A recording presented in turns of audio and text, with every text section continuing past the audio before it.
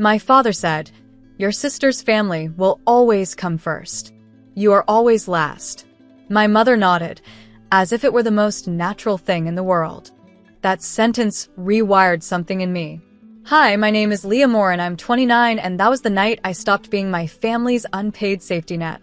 For years, I'd bailed them out. My dad's overdue taxes, my mom's credit card bills, my sister's endless emergencies. Every time, they said they'd repay me when things settled. Spoiler. Things never did. That night, over dinner, they made their hierarchy official. "Your sister has a baby now," Mom said. "She needs the help more than you. You're single. You'll understand." I didn't argue. I just stared at the flickering candle between us and said quietly, "Good to know." Dad smirked, thinking I was being dramatic. But that single phrase wasn't defeat. It was a boundary being built. The next morning, I opened a separate account, moved every cent I owned into it, changed my emergency contacts, told HR to remove my parents from my insurance benefits. No announcement. No warning. Just peace. When Mom texted asking for my half of a family gift fund, I replied, "I'm not participating this year. I'm building my own future." She sent back a thumbs down emoji. I smiled for the first time in months. That's when I realized I hadn't lost a family that night. I'd just stopped financing one that never saw me as part of it. And a few months later, when their emergency hit, they learned what good to know really meant. It was a Friday night when my phone buzzed with 10 missed calls, all from Mom. I was halfway through dinner with friends when her name flashed again. This time, I answered. Her voice trembled. "Leah, it's your sister. They're at the hospital. Gregory collapsed at work. They think it's serious. We need money for his emergency procedure. Can you transfer something now?" My fork froze midair. A few months earlier, they told me I didn't count, that I was last. Now, somehow, I'd become the first person they remembered when the bill arrived. "How much?" I asked, my tone neutral. $14,000, she said quickly. "You make good money, sweetheart. You can help. It's family." Family. The word she weaponized when convenient. I glanced at my untouched meal, the laughter of my friends fading around me. "Did you ask Dad?" "He already gave all he could," she said. "We thought you'd want to step up for your sister." "Like she's ever stepped up for me?" I asked quietly. There was silence. Then sharpness. "Don't be selfish, Leah. You're better than this." I almost laughed. "That's funny, Mom. Last time we spoke, you made it very clear where I stood." "I didn't mean it like that." "No, you did. And that's okay." I ended the call. For the first time, I didn't feel guilt, just clarity. Because somewhere between being their backup plan and their ATM, I'd forgotten that love without respect isn't love at all. But I wasn't done yet. If they wanted a lesson in consequences, they were about to get one, quietly, efficiently, and permanently. By morning, the family group chat was chaos. "Dad, we're at St. Mary's. Gregory's surgery is scheduled. Your mom's card declined. Send money immediately. Mom, don't make this harder than it already is. He could die."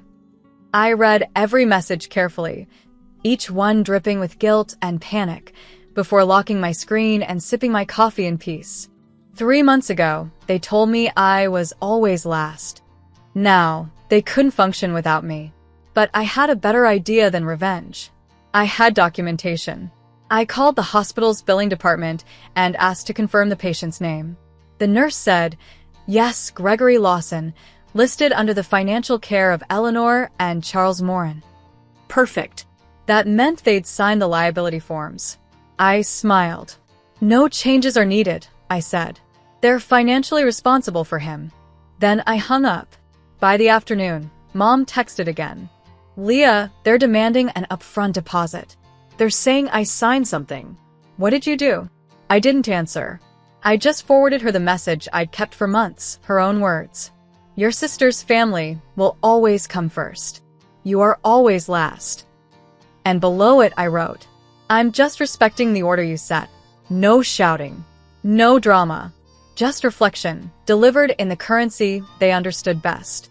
When I checked social media later that night, my sister had posted a hospital selfie with the caption, "Hardest week of our lives. Some people show their true colors in crisis." She wasn't wrong. For the first time I had. 2 days later, there was a knock at my apartment door. When I opened it, Mom stood there, eyes red, voice trembling, holding her purse like a peace offering. "Leah, we need to talk." Behind her was Dad, silent and stoic, as if his pride were keeping him upright. I stepped aside. "Come in." She didn't waste time. The hospital froze Gregory's procedure halfway until we paid the balance. Do you know what that's like? Watching your daughter's husband lying there while paperwork decides if he lives? I met her gaze. Sounds like something you should have thought about before signing liability papers. Her lips trembled. "You're enjoying this." "No," I said quietly. "I'm learning from it." Dad finally spoke. "You've made your point. Now help your sister. We'll talk later." I turned to him. "You made your point first, remember? You said her family would always come first." I just agreed. He sighed, frustration breaking through. "Stop twisting my words. Your family, too." I smiled faintly. "Now I am." They looked at each other, realizing, maybe for the first time, that the power dynamic had flipped. "I already spoke to the hospital," I said. "Gregory's bill is settled." Mom blinked. "You paid it?" "Not exactly. I contacted his employer's insurance representative. Turns out his coverage was more extensive than you thought. The balance was cleared through his own plan." Their mouths fell open. I leaned back against the counter. "You didn't need me. You just needed someone to finally read the fine print." Dad's face paled. Mom's eyes welled. For once, I wasn't the problem. I was the mirror. After that day, the calls changed. No more shouting, no guilt trips. Just cautious tones, the kind people use when they're afraid of breaking something valuable. "Mom, how are you, sweetheart?" "Dad, we should have dinner soon, it's been too long." I almost laughed. For years, they'd treated me like the invisible middle child who existed only to fund their comfort. Now, suddenly, I was someone they respected. Or rather, someone they couldn't afford to underestimate. Gregory's surgery had gone well. My sister sent a half-hearted thank you text that ended with, "I'm sorry if things got weird. We were stressed." I stared at it for a while, then replied, "Things didn't get weird. They just got honest." Because honesty was what had been missing all along. Beneath every "we're proud of you" that really meant "you're useful to us." That weekend, Dad showed up unannounced with an envelope. "A small repayment," he said awkwardly. I didn't take it. "Keep it," I told him. "You'll need it next time your priorities come calling." He looked confused. "You're not angry?" "No," I said, pouring myself coffee. "Anger is temporary. Boundaries are permanent." He nodded slowly, like the words stung more than shouting ever could. When they left, my apartment felt different. Lighter, quieter. It was the first time I realized I didn't need revenge. I'd already won the moment they started treating me carefully. Because power doesn't come from controlling others. It comes from no longer needing them to see your worth. A month later, I got another message from my sister, an invitation to her daughter's birthday dinner. That alone was strange. I hadn't been invited to anything in years that didn't involve me paying for it. Still, curiosity won. I went. When I arrived, the restaurant table looked almost theatrical. Silver balloons, cake, gifts, and the whole family sitting there like nothing had ever happened. Mom waved nervously. "Leah, you came." Dad cleared his throat. "We wanted to start fresh." I smiled, taking my seat. Of course. I wouldn't miss a family gathering. The waiter brought menus, and Mom said, "It's on us tonight." That alone nearly made me laugh. Dinner was pleasant, too pleasant. Forced small talk, strained laughter. Then halfway through dessert, Gregory raised his glass. "Before we toast," he said, "I want to thank Leah for helping us during the hospital chaos. We really appreciate it." My sister shot him a warning look, but I just nodded. "You're welcome." Though if I remember correctly, I didn't actually pay anything. I just read the paperwork. The table went quiet. Dad coughed. Yes, well, that still helped. I set my fork down, leaning back. Funny. Reading things thoroughly is what I do best. I actually reviewed Grandpa's trust papers last week. Mom froze. Why would you? I smiled sweetly. Because you made me his co-trustee years ago, remember? I thought I'd check the clauses before anyone else misunderstands their share. The air thickened. No one spoke. For the first time, I didn't feel small at that table. I felt centered. And this time, no one dared look away.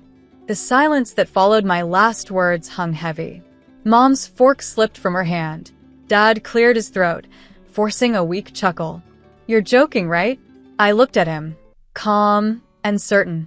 No, Dad. I'm not. Mom whispered. Leah, you can't be serious.